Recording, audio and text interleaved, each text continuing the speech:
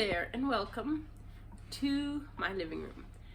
In this video I will be sharing with you what I think are the two most important minutes of your homeschool day, and so that you can plan them for success. So if you're interested, which are those two most important minutes, stick around, I'll tell you shortly. If you're new here, my name is Melinda. I'm a young homeschooling mom of 4 children.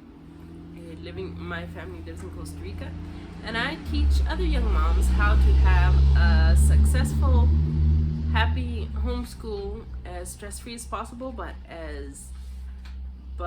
of a good quality, of high academic standards, based on my experience of going to school and being homeschooled, teaching in a private school, and now homeschooling my own children. And so when I've been thinking about the most important minutes of your homeschool day, the first one is one I think you all know and maybe hadn't thought about it. It's the minute or more that you take to pray about your school day. And I encourage you to every homeschool day and every day, but pray for wisdom, whether it's at the beginning of your school day with your children, whether it's before you even greet your children in the morning, at whatever moment, to take a moment and pause and pray for your homeschool day and pray for God's wisdom, because homeschooling is not easy and it's not simple. And so that would be the most important of your minute of your homeschool day, because if you don't have God helping you, you will most likely end up failing. And if you have Him by your side, He will help you through the difficulties. We're not going to be perfect moms, but it might surprise you if you start taking every day to God in prayer, the ideas He'll give you and the strength and the help He'll give you. Now, the second most important minute of your day is the first minute of school. This concept is one that I think a lot of homeschoolers are lacking in, and that is consistently starting. Now, we're right now on school break because here in Costa Rica our school year is February to November, February or March, but I want to start in February. And we don't manage, excuse me, I'm cold. We don't manage to start exactly at 8:30 every time like I'd like. And we also leave our house. Maybe if you've seen past videos, I don't know, you'll see it. Our house is small, so we go a kilometer down the road to our church house and use a little corner there for our schoolroom. The aim is to start consistently, but it's not so much if you manage the exact minute, though I encourage you to have a starting time and to drop work, because trying to leave for school at 8:30 means sometimes some dishes stay in the sink. Sometimes the house is not perfectly tidy, but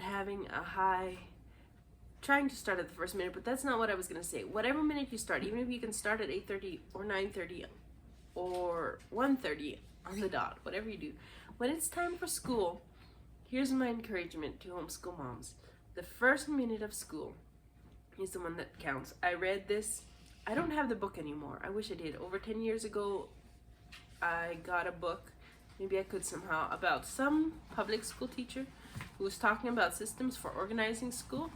And I don't remember the title. I think I could maybe find out who had lent it to my sister. But he was talking of how part of training for order, and public school teachers that don't have authority have my highest respect.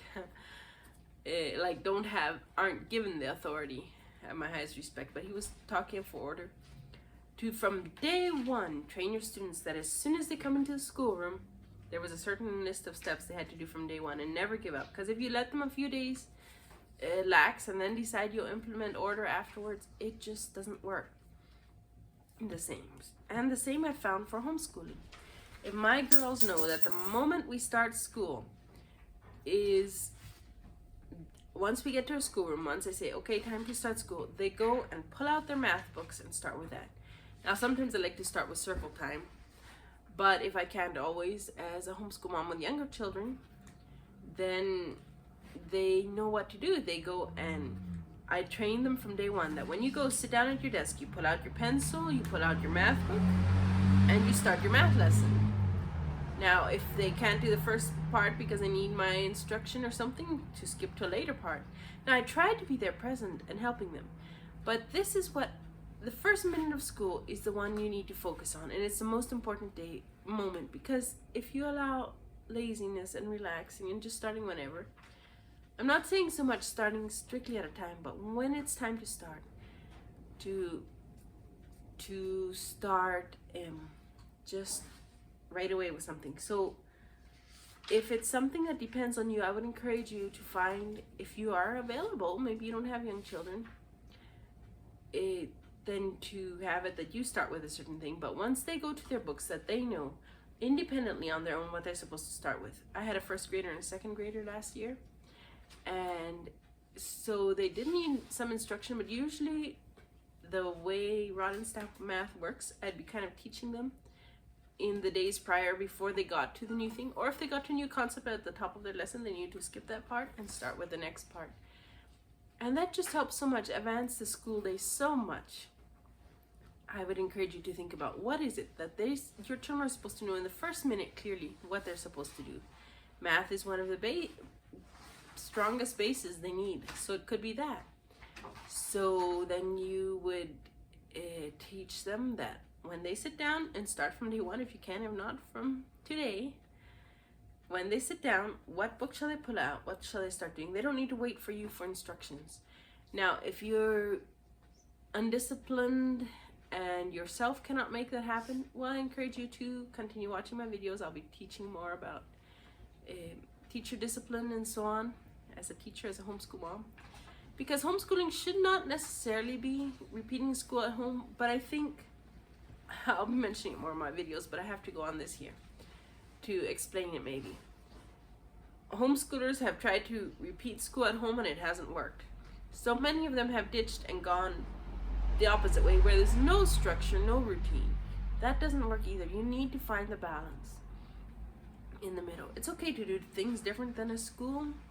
I do not have individual science or history curriculums for my younger children. But they do know what they have to do. And math is one thing that I think all homeschoolers should have their children doing.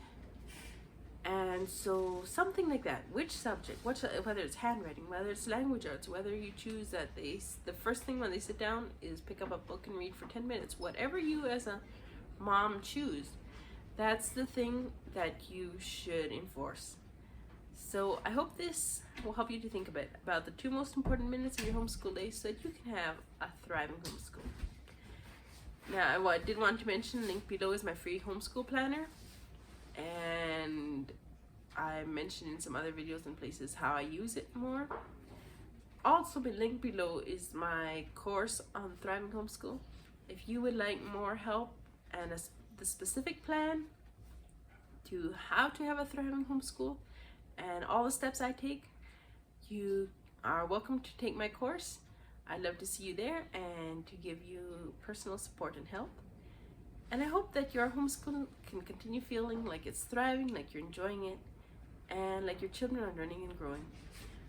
If more of this homeschool, teaching you how to homeschool, is down your line, I invite you to subscribe and check out this video here on 2 common mistakes that homeschoolers make. Bye. See you in the next video.